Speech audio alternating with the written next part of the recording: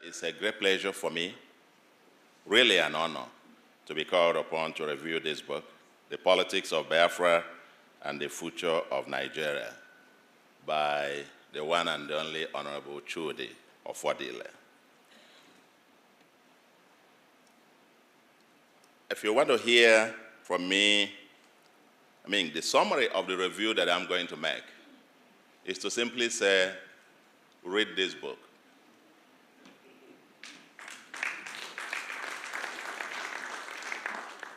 If you haven't read it, you haven't read any book on Nigeria, on Biafra, and the road ahead in recent times.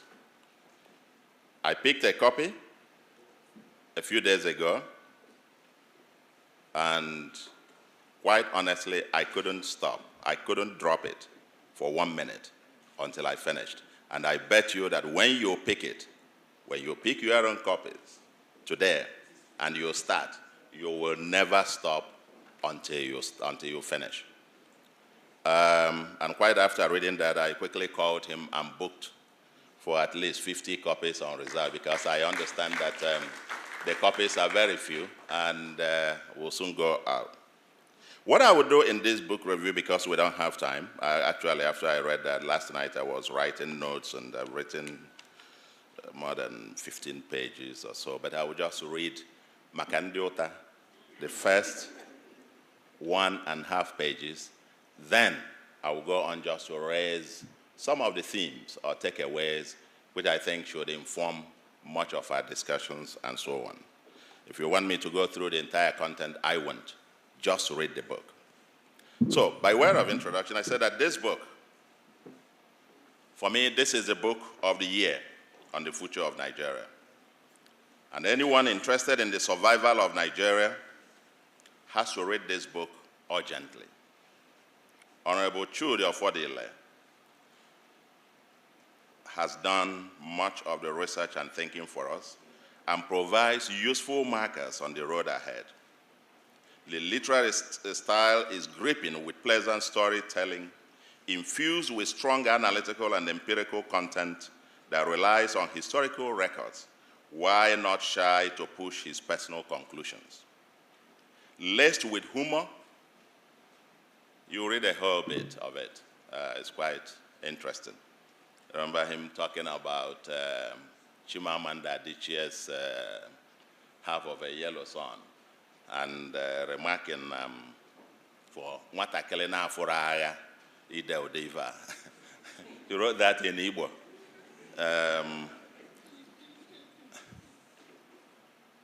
I don't know, Chudi himself was a baby during the war, so we might also say, if we're on if Nwatakịrị na-afụrụ agha dekwa unu biko.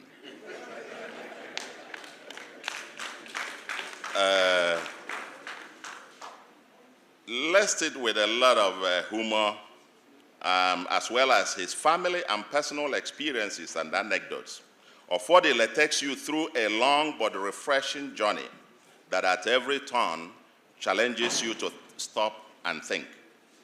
He brings fresh perspectives, and its carefully choreographed thematic arrangement and focus easily pass the book as an excellent piece of research work.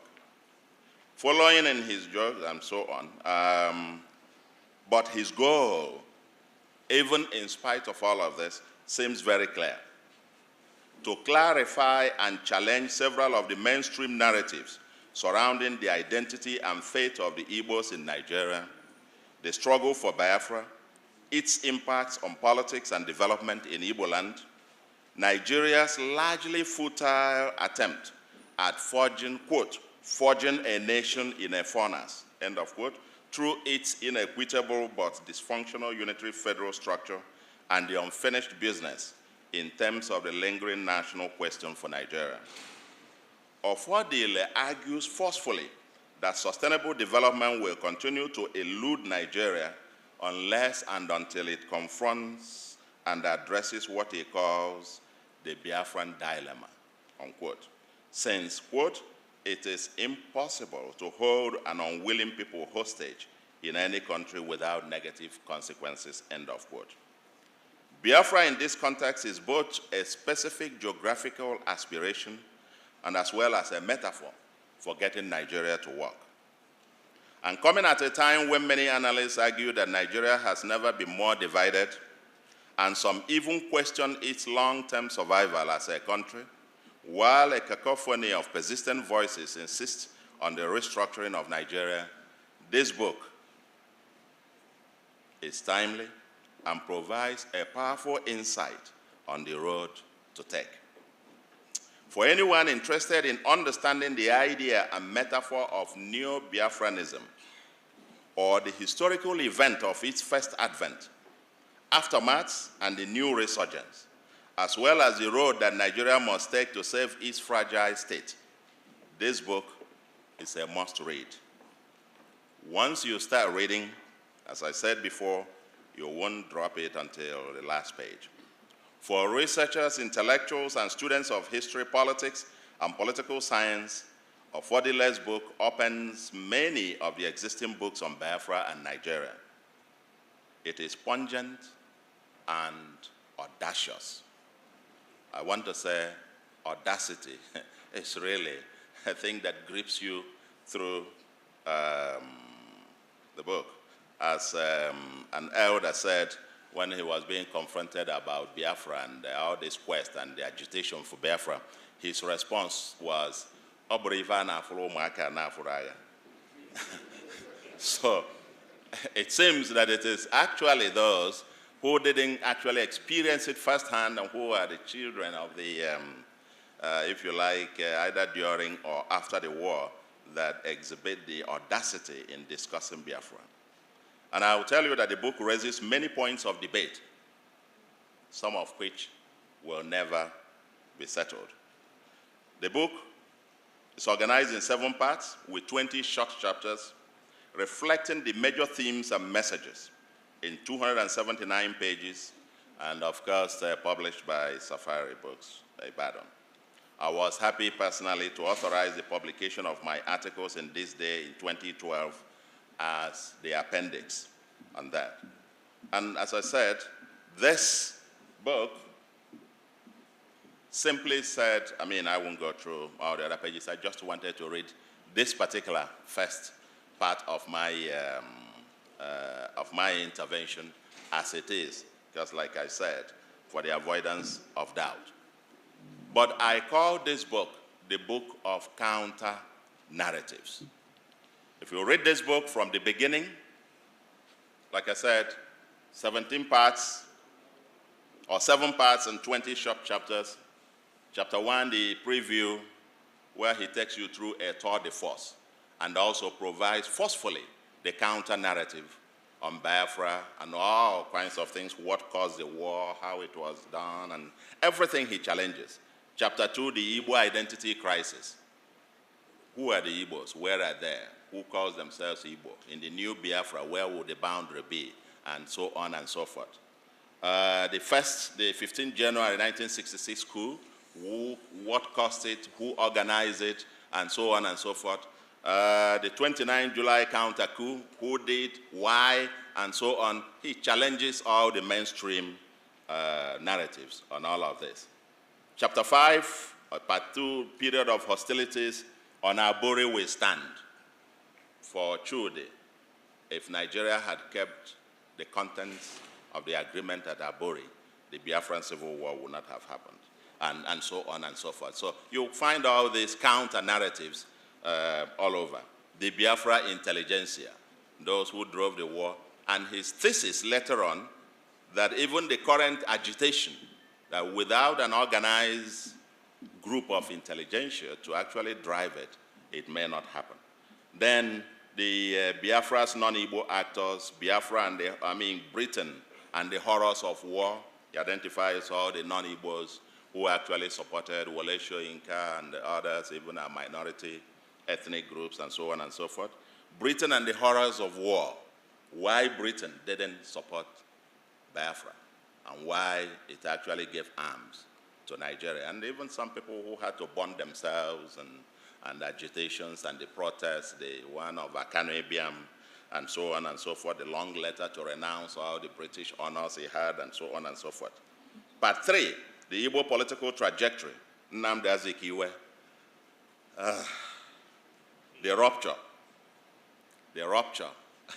of the views between Zik and Ojukwu, mainstream thoughts in Igbo land, and where they parted were differed ideologically, and even the issue of strategy and tactics about whether to negotiate within the context of pan-Nigeria, negotiate peace, or that Biafra, sovereign Biafra, was not negotiable, and so on and so forth, and that how that rupture within Igbo land and between Ojukwu and Zik actually permeated the politics of Igbo land even after the Civil War, and probably still persisting much of today. And even today, much later, you'll say that the thesis about what is emerging as a new Biafranism, the agitation for Biafra, compared with the alternative, and which is the neo-Zikism,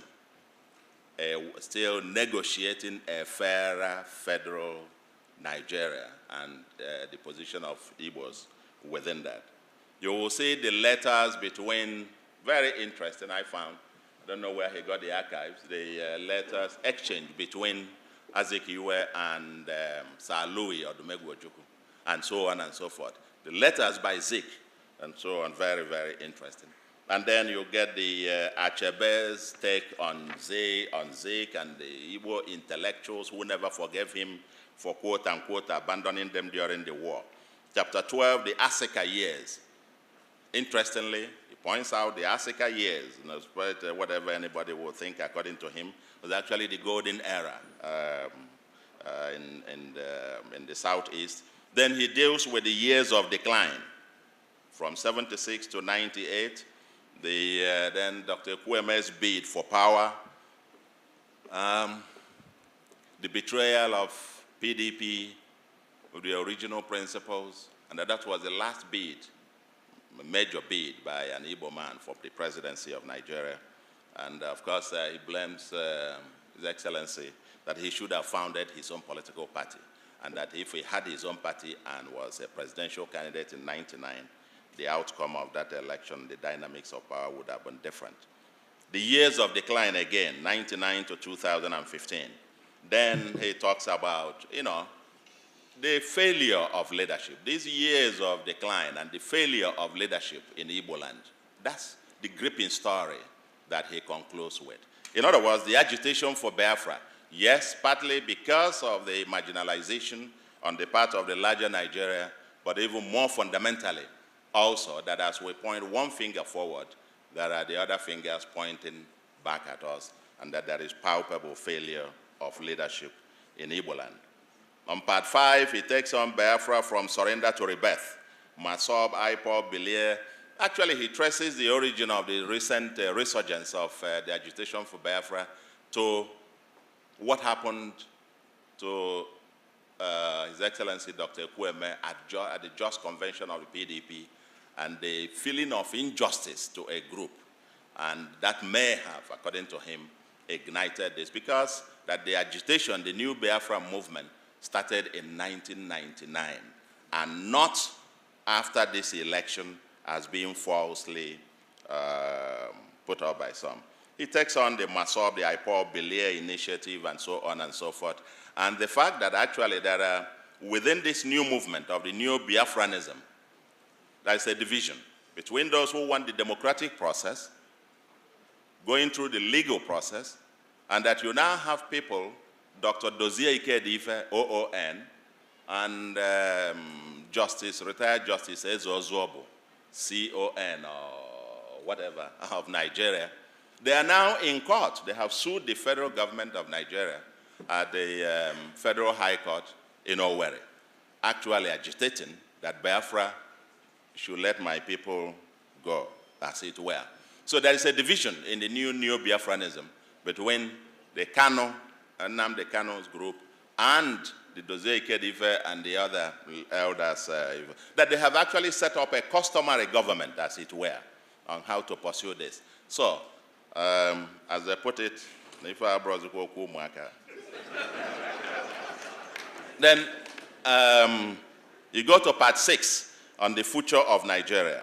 Then he talks about Biafra and Nigeria, the war philosophy about to keep Nigeria is a task one as task must be done, and Nigeria not being negotiable. Of course, he argues forcefully that the map of Nigeria in 1999 is no longer the same map today because Bakassi has been exercised from Nigeria, and therefore that the thesis that the thing cannot be negotiated is already a falsehood. It's already been reconstructed and renegotiated, and that Biafra can also be renegotiated. And that particular point of view is false in its entirety.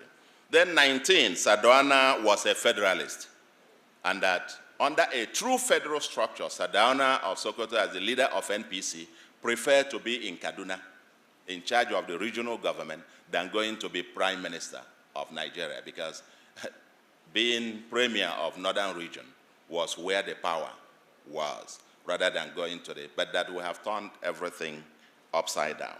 His conclusions are very powerful. Of course, part 7 ends with my piece on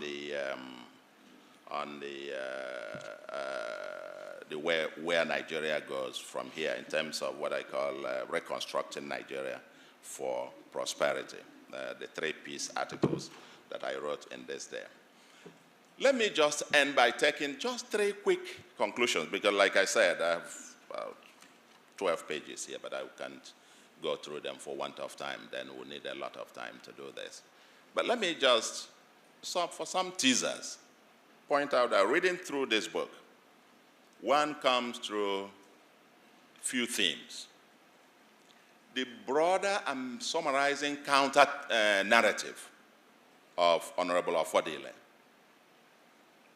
is that, and also supported by what Abakoba San had said at some point, a thesis that if you have a truly federal, fairer, restructured Federal Republic of Nigeria, that the agitation for Biafra might win. That is the counter-narrative. But he also argues forcefully about the absence of leadership in Igbo land to push for this counter-narrative. Today, he talks about the leadership failures, and he took on very forcefully some of our sons who, at least in the last government, he accused of taking the slots belonging to the Igbos. And what they achieved with it was basically to turn the Belians to develop their own villages and abandon the entire Igbo land, as it were.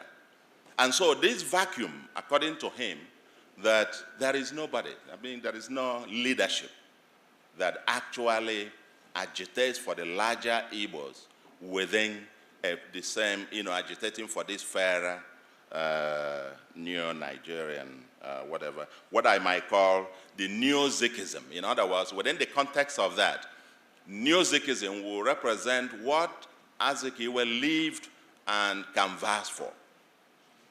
They negotiated for a new constitution, for constitutions of Nigeria. They went through a series of constitutional conferences, and Zik died a federalist. So in Igbo land, there could be 2 contending views: the Neo-Zikism, a fairer federal Nigeria, versus the Neo-Biafranism, people who are impatient, who think this thing cannot be fixed. You can't fix Nigeria. It's beyond repair. Just let my people go. There's no question. And even within that, there are differences about the strategy to go through that. But let me point out that in terms of the rupture that took place between Zik and Ojukwu, it seems to me that if the 2 men were alive today, that they will probably align more with the federal, reformed, federalist Nigeria. And why I say that is that Ojukwu, this is an interpretation. My interpretation is that Ojukwu died a federalist. That's my thesis. And why I reach that is that while all through the war, as Chudi points out, until the Addis Ababa Conference of 1969, he was for negotiation. He was for Igbos going back. Aburi was broken. He was struggling to get it to work until he saw that there was no way, and then he said Biafra was then non-negotiable. But after the war, when he came back, he joined NPN and urged Igbos to go back to be reintegrated into Nigeria. That even in 90, when political parties were being set up, he formed his own political party. It wasn't registered, according to this book, but he later joined APUGA and became its national leader. And APUGA is a national party which, among other things, agitates for true federalism. And he contested as a presidential candidate of APUGA, seeking to be president of Nigeria. So in all its ramifications, when you put all together, joining a national party, just like most of the Igbos agitating against the marginalization of the Igbos, that if Ojukwu were alive, that there could have been back again, the rupture probably would have mended back into a mono view, into a federal, fairer Nigeria. That is a question mark. But there seems to be quite two views. The Neo-Zikism for pan-Nigerian federalists versus Neo-Biafranism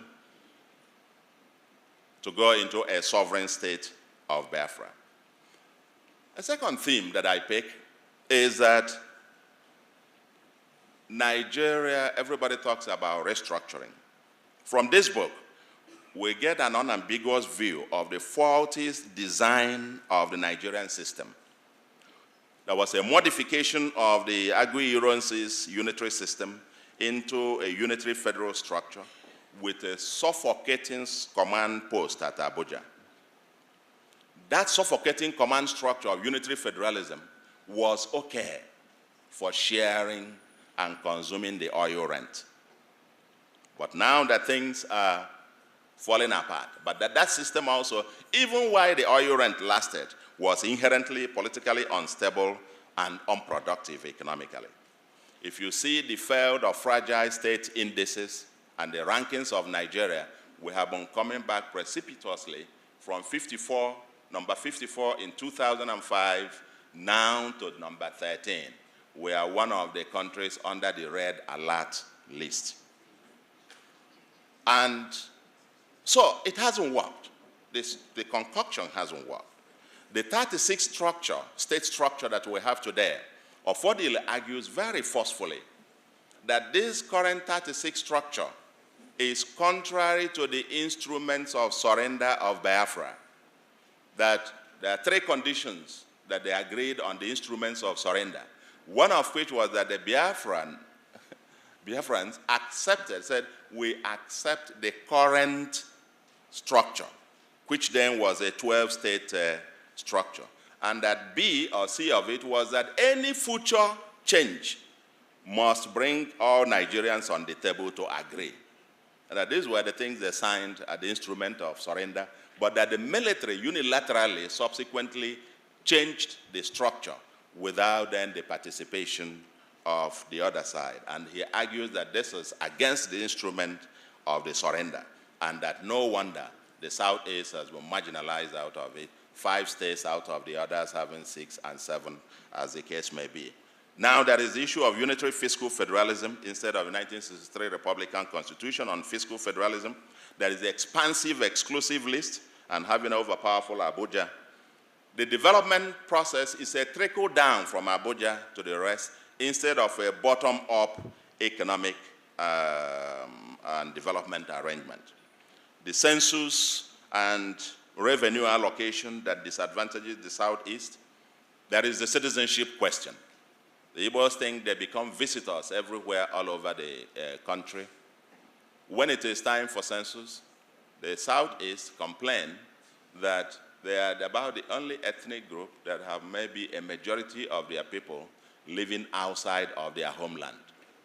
And that during census, their populations are counted in the states where they live. Imagine a state, and then population becomes basis for sharing the oil money in Abuja. When it is time for that, you count them in there. You don't ask for state of origin in the census. But then, you use also the population to get the allocations. But when it is time to share anything else, you remind them that they don't belong here, as the case may be. So there have been issues about citizenship question, and so on and so forth. So, in other words, this system, it's not just the Southeast or the Igbos that complain. It has not worked for Nigeria. And my thesis is that even if any government, including this one, just have all the political appointments from one village, my thesis is that the life of the average person in that village will not change. Just rewind it again, and think the other way. The last regime, we had an Ebele Azikiwe as president. We had secretary to government. We had minister of finance and coordinating minister on the economy. We had all of this, deputy senate president, this, that, and so on and so forth. Most of the financial institutions headed by people from the Southeast. And yet, there is no motorable federal highway in Igbo land. This thing is an elite game, as far as I'm concerned. The issue of who and whatever and so on and so forth is not taking us anywhere. And unless we get to the heart of it. So, it seems that there is a consensus today. There is a consensus. If you take it much broadly, the North, so-called North, if you calculate the number of years they were in power, but essentially, poverty is still predominantly a northern phenomenon. So, that you control this and a few billionaires are made here and there and so on and so forth means absolute nothing. The ordinary man in Nigeria has not benefited, is getting worse off by the current system that we have. But there is a consensus now on restructuring. And in that case, Fordile would argue that Biafra becomes a metaphor for agitation by oppressed people for justice, equity, and fairness. It hasn't worked for anybody. If you look at President Buhari recently said he also supports amendment of the Constitution or devolution. If you read the APC manifesto, it says, quote, as a change agent, APC intends to cleanse our closet to halt the dangerous drift of Nigeria to a failed state with a conscious plan for post-oil economy in Nigeria. To achieve this laudable program, APC government shall restructure the country, devolve power to the units with the best practices of federalism and eliminate unintended paralysis of the center. End of quote. This is the government in power that controls 23 states. This is the APC manifesto. So, and the Southern People's Assembly talk about the same thing. The Afenifere's position on the National Conference, if you read it, talks about the same thing. The National Conference report talks, supported by PDP, the same thing. So what is holding us? I must say the goal of this bit should be political stability and economic prosperity. In my view, a competitive federalism. We can write a book on this aspect of competitive federalism.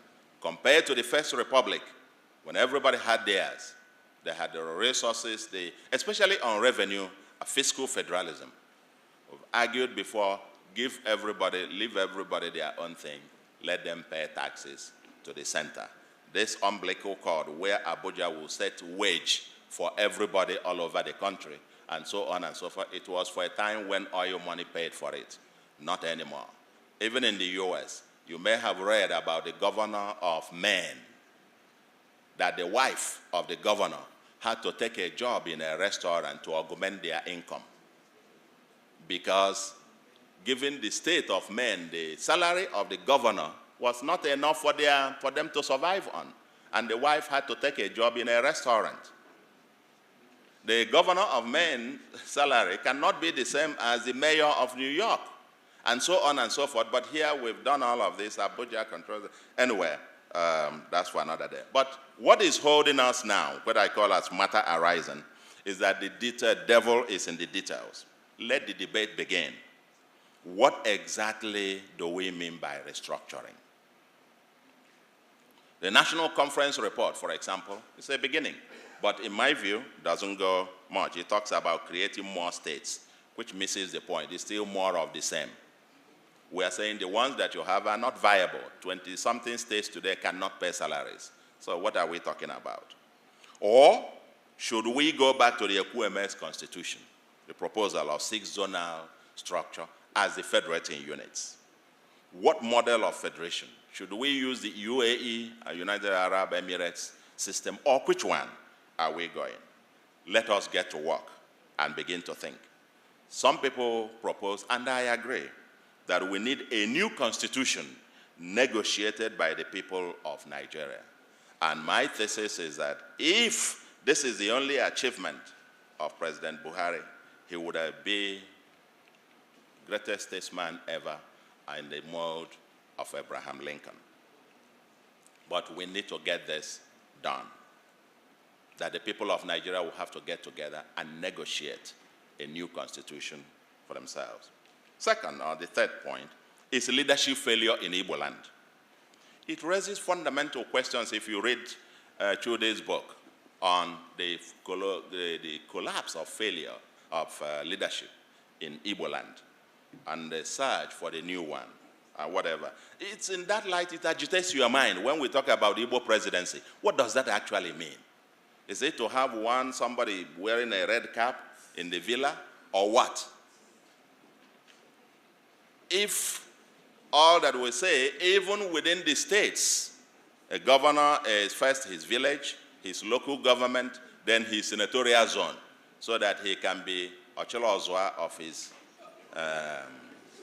own local government or his village, and so on and so forth, then let the others care. Is that the kind of leadership we are talking about Nigeria, or in the new Biafra, as it were?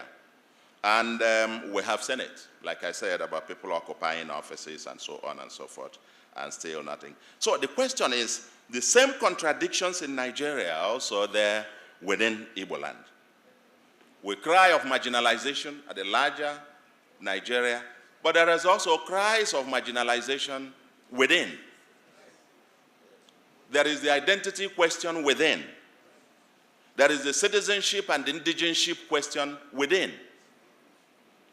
How many other Igbos live in Aba and in Abia, for example? But, I don't know, 2 years or 3 years ago, that was the indigenship thing, that all non-Abia citizens were sacked from but these people had lived there, worked there, paid their taxes there. They were counted as part of Abia in the census. You collect revenue, more revenue because of them.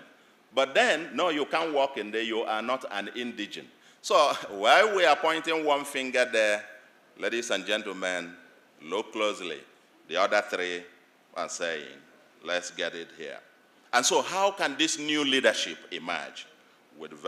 And then, of course, the entry fee is very high. The fourth, the new Biafranism, and that is my last point.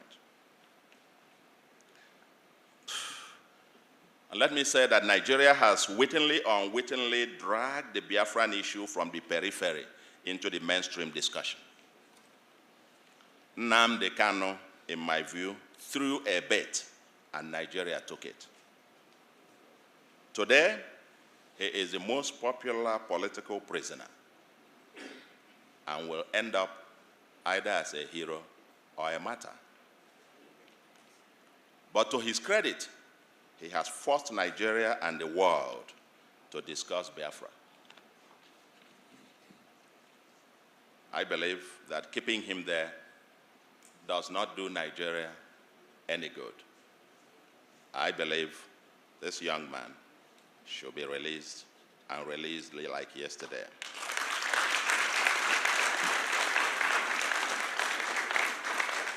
I will not be surprised if he becomes a subject of the next political campaigns.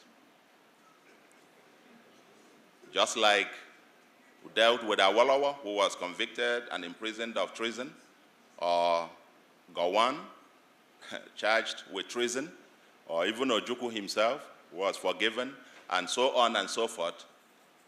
I don't want to make any predictions, but I believe we need to solve this. Because according to Ofodile, this book, quote, he said, the lesson to be learned, if anyone cares to listen, is that the detention of Nnamdi Kanu, no matter for how long, will not stop the agitation of Biafra, end of quote. He further argues that the detention of Uwazurike between 2005 to 2007 helped to radicalize his followers. The same thing happened when the leader of Boko Haram was killed. His followers became more radicalized. Detention of Nnamdi Kanu, I never heard of him before this time, to be quite honest. Never heard of him. I didn't even know about the IPOB or whatever thing. Until this thing, and you now realize globally it's become an issue and it's become mainstream. Now, and again, quote, he says, this book argues that the idea of a customary government under the Supreme Council of Elders in accordance with customary law enjoys the support among a section of the Igbo, but it is the Biafra or death philosophy of Nnamdi Kanu that found resonance across the length and breadth of the Igbo nation. Therefore, there cannot be a resolution of the Biafran dilemma without a wholesome engagement of the Nnamdi Kanu / Uche Mefo faction of IPOB. End of quote. That's what this was. So, if I were President Buhari, quite honestly, I would be very suspicious of anyone who advises me to ignore the Biafran issue. I'll be very suspicious. Anybody who says that is either ignorant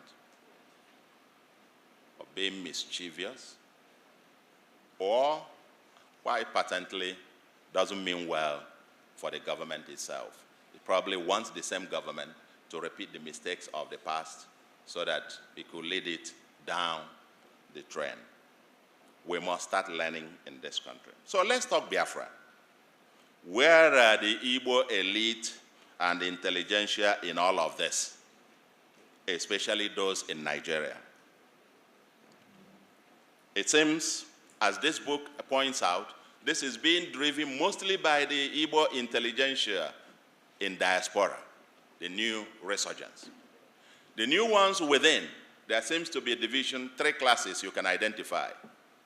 The ones within the mainland, and I'm shocked, and you discuss, they have a different point of view.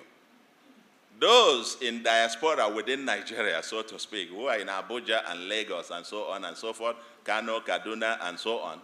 And an elder was asked about that, living in one of these northern states, about Biafra, and they asked him, what do you think about this Biafra? He said, well, nah, I just didn't know.